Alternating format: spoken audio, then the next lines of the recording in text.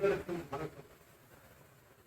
தமிழ்நாடு தொழில்துறை நுகர்வோர் கூட்டமைப்பும் அதற்கு முன்னதாக தமிழ்நாடு கைத்தொழில் மற்றும் கூட்டுறவு டாக்ஸ் சங்கத்தின் முயற்சியால், கோவை தொழில் கூட்டமைப்பின் போர்சியாவின் முயற்சியால், தமிழ்நாடு முழுவதும் ஒருங்கிணைக்கப்பட்ட நுகர்வோர் கூட்டமைப்பின் முயற்சியால் கடந்த பல ஆண்டுகளாக புறக்கணிக்கப்பட்ட குறுந்தொழிலுக்கு கொடுக்க வேண்டிய சலுகையான 3A1 டேரிஃப் என்பது மிகுந்த தேவைப்பட்ட பொழுதும் மின்சார வாரியம் அதை தவிர்த்து வந்த சூழ்நிலையில் இத்தனை அமைப்புகளின் முயற்சியால் இன்று கொடுப்பதற்கு ஆணை பிறப்பித்து கடந்த 2 மாதங்களாக கொடுக்காமல் தற்போது கொடுத்துக் கொண்டிருக்கின்றார்கள்.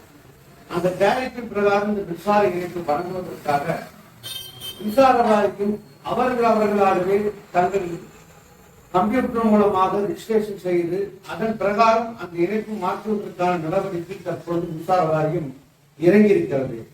எங்களுடைய தமிழ்நாடு கைத்தொழில் மற்றும் குறுந்தொழில் டாக்ஸ் சங்கம் நாங்கள் பேசிக்கொள்வது என்பது டேரிஃப் என்பது மாற்ற வேண்டிய பொறுப்பு முழுமையாக மின்சார வாரியத்திற்கு இருக்கிறது.